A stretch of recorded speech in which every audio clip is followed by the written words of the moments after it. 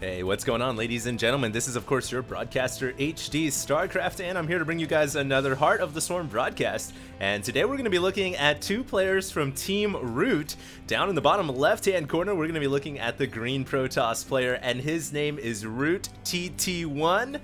And now actually having changed his name to Six Spartan because he wasn't happy with the name TT1. Not sure why, but his opponent here is going to be one of my good buddies. He is, of course, Root Cats. And I don't know why everyone's changing their names around now. Not too sure what the idea behind that is, but we have a little bit of banter going on here.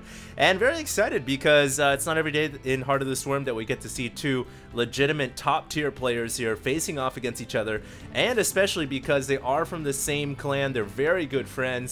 They get a lot of practice against each other, and of course we're watching Cats, so I'm fully expecting to see the walls come down here with some incredibly innovative play, and very excited to see how this is going to go down. Happy New Year's to everybody. 2013 is of course almost here.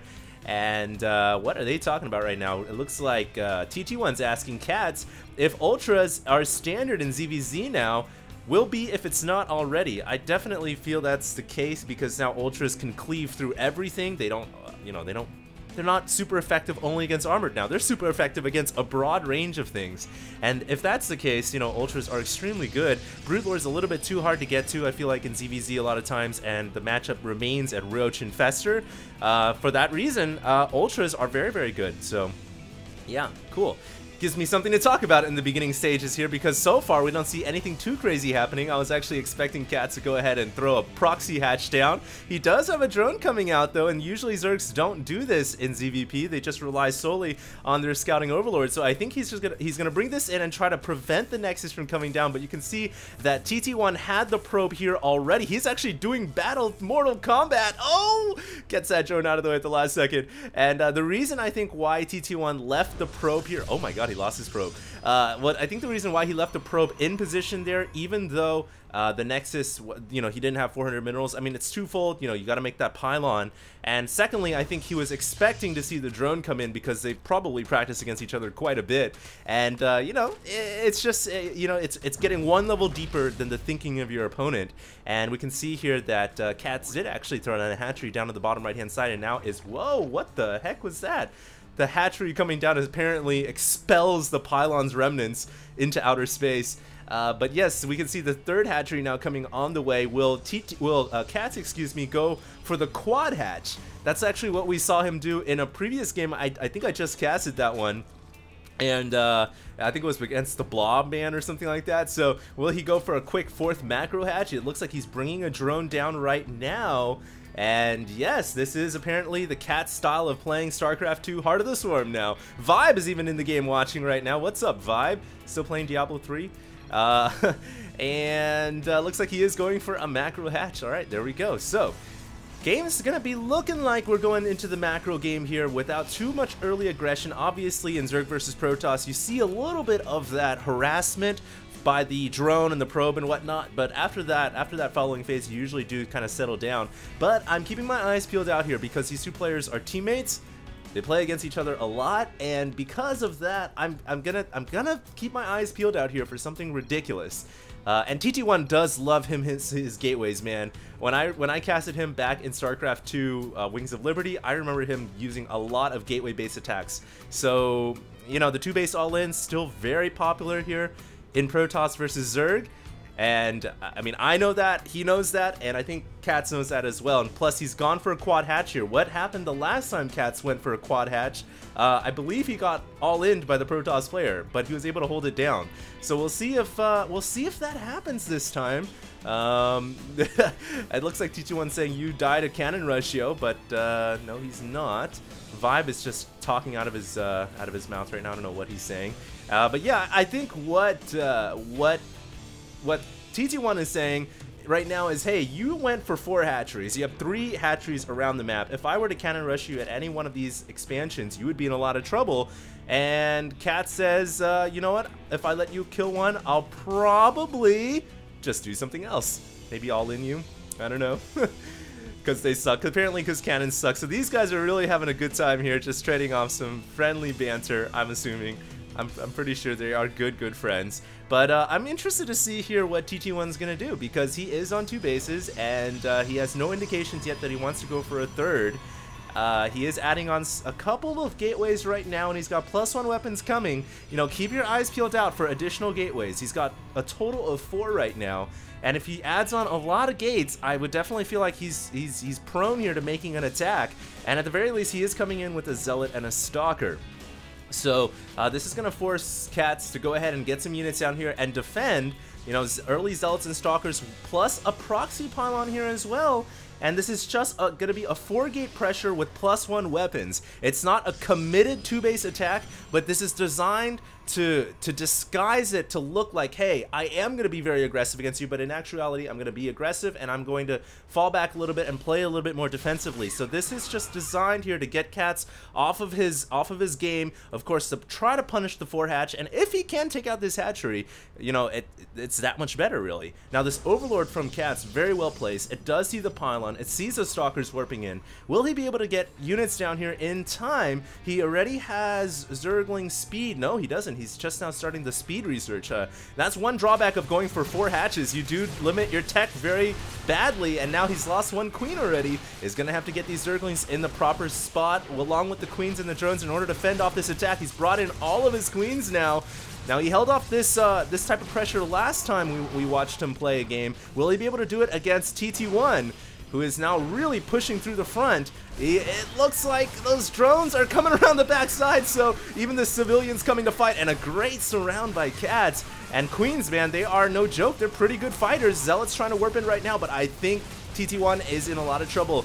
And that is one drawback of going with an early game attack. Of course, you don't have Blink on your side. If you get surrounded by the with Stalkers, you're in a lot of trouble. Now, he is still making an aggressive move here. He's still warping in more Zealots and whatnot, but I think Cats, you know, is going to be very, very hard here for TT1 to break Cats. Definitely feel like the Zerg player here has got this under control. And, you know, just a constant wave of reinforcement Zerglings, even without speed, is enough to hold off a 4-gate pressure. That's kind of the thing about going with, you know, a 2-base pressure play. I feel like if I was Protoss, you either do it balls to the wall, you go 6-gate +2 weapons, 7-gate even, and you go all in, or you expand and you don't try to pressure at all, because I think very good Zerg players are able to hold it off. And it's actually a credit to Cats, man. He held it off when going for 4 hatches, so it's a little ridiculous he was able to do that. Now, he is coming in with a lot of Zerglings here, tons of speedlings. Sentries were not positioned in time, trying to warp out sentries right now. Will TT1 be able to get the force fields down? It looks like he gets one, he gets a couple. But these Zerglings should be shut down here. But that ended up costing TT1 a lot. You know, those were excess speedlings that were created, and it looks like they might even get an, no, they won't get an immortal, but those excess speedlings were made with the purpose, the designed intent was to defend against that 4-gate pressure. And, you know, Cats just said, well, I've got all these extra speedlings, I might as well do something with them, because for now they're worthless. He sends them in, and he forces TT1 to make all of these sentries and lose a bunch of units at the front door, including those sentries. So I definitely feel like that was a pretty good play by Cats. And we're just looking at some of these tabs right now. Not too many workers killed. 106 supply to 80, so it's a pretty close game. Definitely giving credit here to TT1 and his ability to, you know, he took some damage, but he's still right in the thick of things. In fact, he has gone up to a total of 7 gates, and he is now getting, he's got 7-gate Robo with +1 armor on the way as well. So this time, this is going to be the second wave of the attack, a little bit later than a normal designed 2-base 7-gate all-in would be, because he had to do the 4-gate pressure first, but this is still going to be extremely powerful. He's got a Mothership Core tagged along, 3 Immortals to deal with any Roach play. However, Cats has Infestors and Zerglings, and those are very good against this type of army. Oh, what a fungal that was. And Cats is just spraying out fungals right now. You'll note this is from the latest patch of StarCraft 2. So that projectile does come out a little bit faster. We can see the attack coming in here, though. I don't think that Cats has enough actual units here to fight this off, though. He has got a lot of Infestors, and he's burrowing them underground and trying to keep them out of harm's way, but I don't think he's got enough to actually hold this off unless he waits at his Spine Crawlers, and that's what he's doing. He's continuing to spray more fungal growths. Very nice. Now he's relying on Infested Terrans, actually TT1 with this +1/+1 7 gate could actually break this hatchery down. There is a Swarm Host here as well, trying to warp in additional units. Now Roach is coming in at the same time, but Roaches aren't that good against Immortals. Oh my god, a lot of drones now are going to start to go down. 10 drones have already fallen, but TT1's got to pick what he wants to go for. Does he want to go for drones or the hatchery? The Mothership Core, it is going to go down, so no possibility here to immediately retreat and evacuate his forces, but I don't think he needs to. He could actually take down this hatchery right now if he focus fires it down, and I think that's what TT1 should do. And it looks like he will get the... Oh, he gets the hatchery at the last second and then turns away and says, alright, see ya, I'm out of here. Crime committed, guilty as charged, and now Cats, having lost his hatchery, investing a ton of resources in an attempt, a futile attempt really, to defend that, is now on the back foot. His upgrades, Cats' upgrades that is, doesn't even have +1/+1 right now, doesn't have it researching at all, so he is at a disadvantage when it comes to the upgrades. He's gonna have to rely very heavily on his infestors and his ability to burrow and maneuver around the map and hopefully get a backside strike going in here, because at this moment in the game, not looking good for the Zerg player. He is actually investing very heavily into spine crawlers. You can't blame him. He knows right now he's very much on the back foot. If he can hold off this next wave, assuming of course CT1 makes another attack with his spine crawlers and bring these burrowed infestors around the back and maybe you know, destroy a nexus or do some type of damage, then he's gonna be all right. But you can see TT1 says, nah, I'm not gonna attack anymore. I think you've got a lot of crawlers. I think you're defensively sound. I'm gonna go back and defend my home. It almost feels like he anticipates the burrowed infestors here. Now Cats has got to be feeling a little happy that there is no third nexus yet. I think that was Cats' probably biggest worry, that, oh, does TT1 have a third nexus yet? And I think right now he's got to be thinking to himself, no, I'm okay. It's still 2 bases versus 2 bases. I'm not hopelessly behind. Let's get this third hatch coming, and let's see if I can crawl back into it, because right now it is 108 supply to 135. Obviously not a good position for any Zerg player. And now Colossus are starting to make their way on the map, so... you know, one of the most deadliest units available in the Protoss arsenal is on the map, and I feel like Cats is going to have to respond accordingly here. Maybe, I don't think Swarm Hosts are good against Colossus, but I do think obviously Corruptors are, so he's got to get a Spire up. It looks like he is making a subterranean attack here with his infested Terrans, and he is going to try to take down the Cybernetics core. A lot of energy invested there to delay Stalker production. Not too sure if that was worth it, but at the very least it does keep TT1 on the back foot, and maybe it's going to force TT1 to make, well, he does have an OBS actually already, so it does keep him on the back foot somewhat, but I don't know if that was entirely worth it. He definitely expended a lot of energy there that he might have needed for fungal growth, and if TT1 right now feels like that infestor army doesn't have a lot of energy, he could actually make an attack right now. You know, and the thought process behind that would be, all right, those infestors just spewed out all their energy. Now's a great time to make an attack, and I shouldn't be in too much trouble. I might even be able to win the game right now with a push. So we'll see if he can do that, but he is coming. I think that's exactly what he's going to do, but there is a wall of crawl here, and he's going to have to break through this spine crawler wall if he even has a chance of taking out the hatchery one more time. A new infestor squad actually coming in. Fungal growth's coming out. Oh my god, these fungals are amazing. That is some Hall of Fame fungal growths right there, locking the entire Protoss army down, but the crawl wall is not able to be erected in time. More fungal growths coming out, but there isn't any backup for these infestors. Now the Swarm Hosts are spotted, of course, because there's an observer. Some infestors still up here at the top left-hand corner of the map, but TT1 is pressing inwards, and this is not boding well for Cats. Should he lose this hatchery as well, there is a new nexus coming up in the middle of the map. Cats doesn't know what to do. He doesn't have any forces to back up the infestors. He's actually making 11 Corruptors right now, though. Those 11 Corruptors could be crucial. You'll note he's getting +1 Carapace and +1 ranged. He doesn't really have that many ranged units, so he's trying to make 10 Roaches right now, but that will, of course, make use of the ranged upgrade.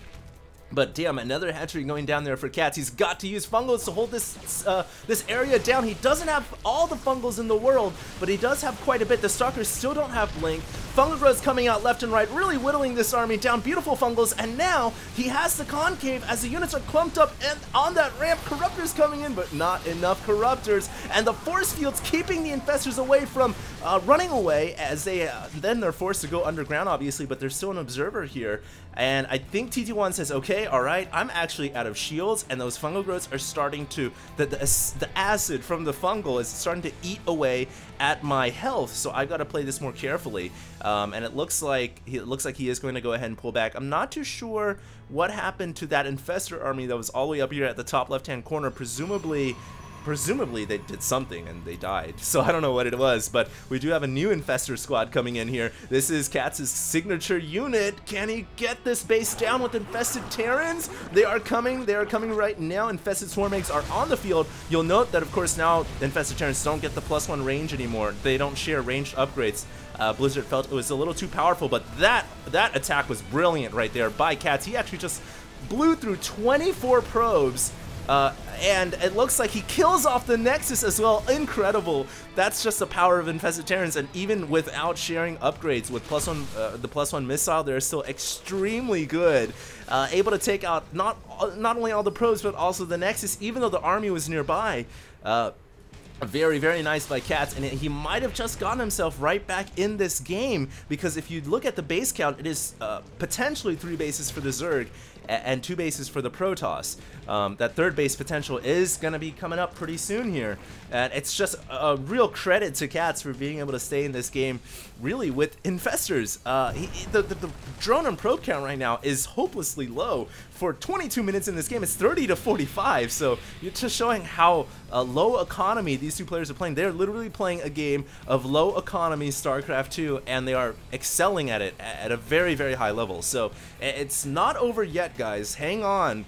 We're about to see how this concludes. I don't know which way it's going to go, but TT1 does have a threatening army here, pretty large, and does he have the upgrades going for him? He's still at +1/+1, trying to get +2 weapons right now on the Forge.